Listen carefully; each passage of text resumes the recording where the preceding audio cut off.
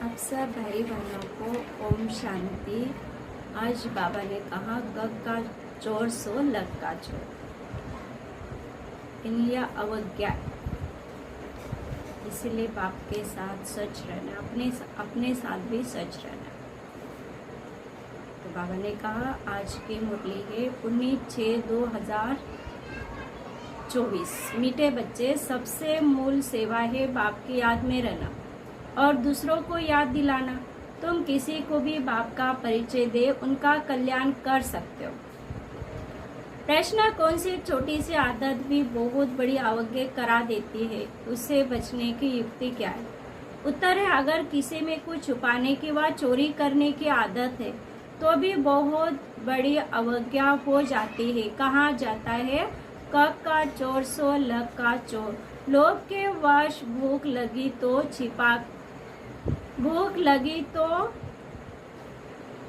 छिपाकर बिना पूछे खा लेना, चोरी कर लेना, यह बहुत खराब आदत है। इस आदत से बचने के लिए ब्रह्मा बाप समान ट्रस्टी बनो। जो भी ऐसी आदतें है वह बाप को सच सुना दो।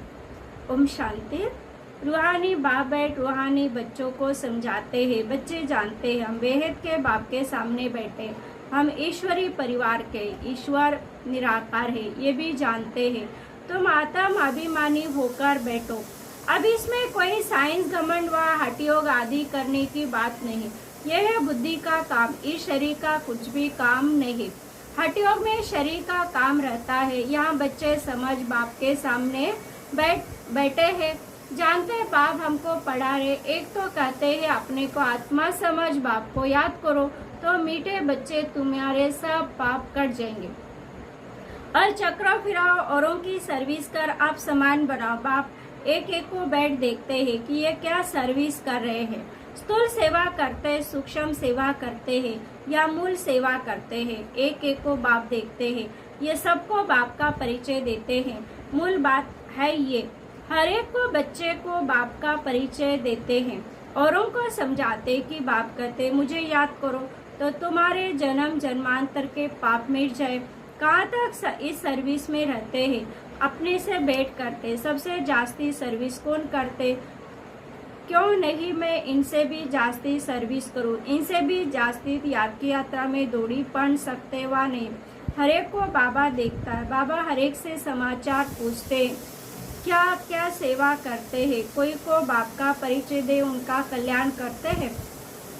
टाइम वेस्ट तो नहीं करते हैं। मूल बात है ये, इस समय सब अर्पण है। बेहद के बाप को कोई नहीं जानते। बाप से वर्षा तो जरूर मिलता है। तुम बच्चों को मुक्ति जीवन मुक्ति धाम दोनों बुद्धि में है। बच्चों को ये भी समझना है कि हम अब पढ़ रहे हैं, फिर स्वर्ग में आकर जीवन मुक्ति का राज्य भाग्य लेंगे। बाकी ढेर आत्माएं जो भी दूसरे धर्म वाली, वो तो कोई भी नहीं रहेगी। सिर्फ हमारा भारत में ही रहेंगे। बाप बच्चों को बैठ सिखलाते हैं बुद्धि में क्या क्या रहना चाहिए। या तुम संगमिक पर बैठे हो तो खान पान भी शुद्ध पवित्र चाहिए। जानते हम भविष्य में सर्वगुण संपन्न 16 कला संपूर्ण निर्विकारी बनते। ये महिमा शरीरधारी आत्माओं की है। सिर्फ आत्मा की महिमा तो नहीं, हर एक आत्मा का पार्ट अपना अपना है जो यहाँ आकर बजाती है। तुम्हारी बुद्धि में एम ऑब्जेक्ट है, हमको इन जैसा बनना है। बाप का फरमान है बच्चे पवित्र बनो। पूछेंगे कैसे पवित्र रहे, क्योंकि माया के तूफान बहुत आते हैं। बुद्धि कहाँ कहाँ चली जाती है, उनको कैसे छोड़े। बच्चों को बुद्धि तो चलती है ना, और कोई की बुद्धि नहीं चलती। बाप टीचर गुरु तुमको मिला है, ये भी तुम जानते। उनसे भगवान है। वह सतयुग में बहुत थोड़े देवी देवता रहते हैं। ये बातें तुम्हारे सिवाय कोई के बुद्धि में नहीं होगी।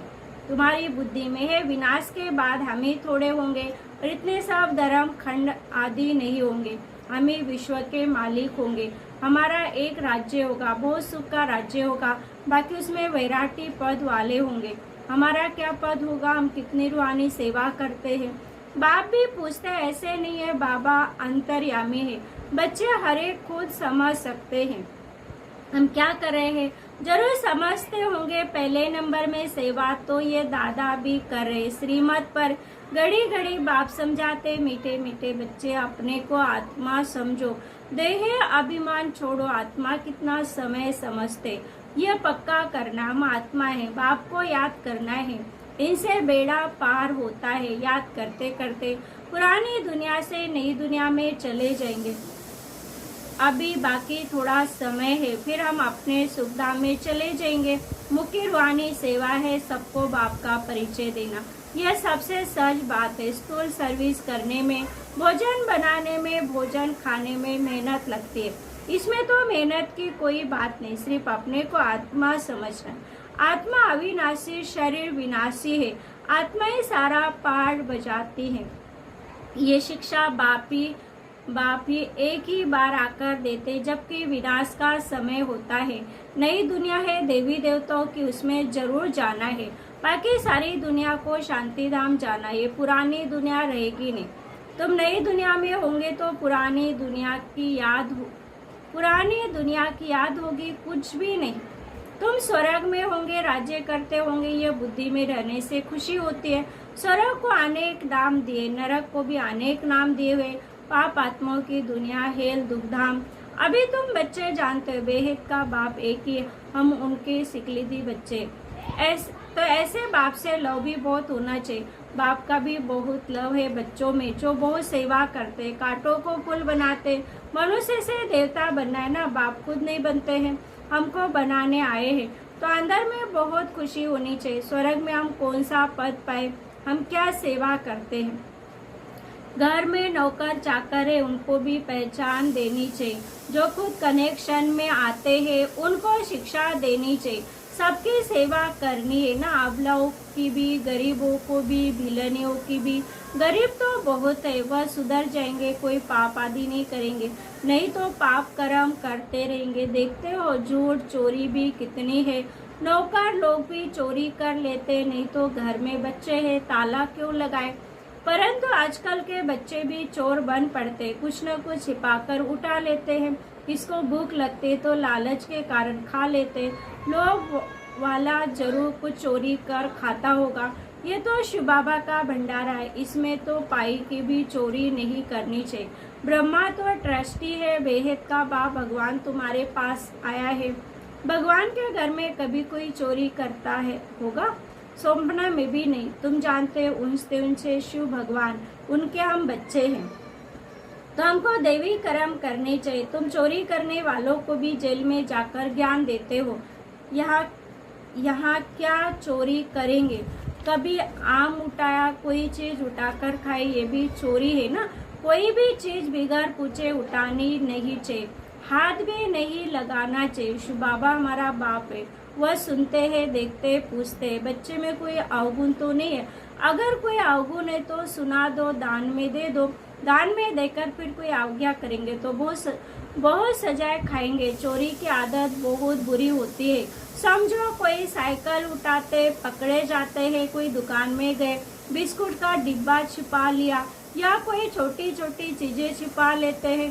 दुकान वाले बड़ी संभाल रखते हैं, तो ये भी बहुत बड़ी गवर्नमेंट है। पांडव गवर्नमेंट अपना देवी राज्य स्थापन कर रही है। बाप कहते मैं तो राज्य नहीं करता, तुम पांडवी राज्य करते।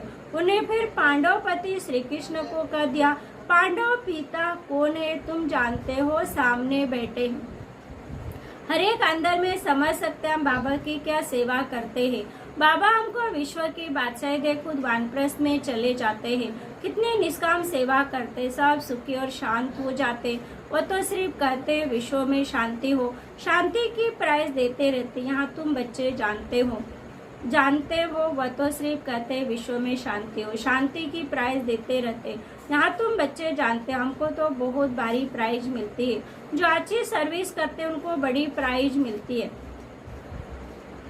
उनसे सेवा है बाप का परिचय देना, ये तो कोई भी कर सकते। बच्चों को देवता बनना है तो सेवा भी करनी चाहिए ना। इनको देखो, ये भी लौकिक परिवार वाला था ना, इनसे बाबा ने कराया।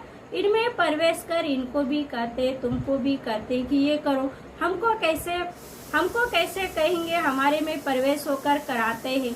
करण करावन हार है ना, बैठे बैठे कहा ये छोड़ो, ये तो चीची दुनिया है, चलो वैकुंठ।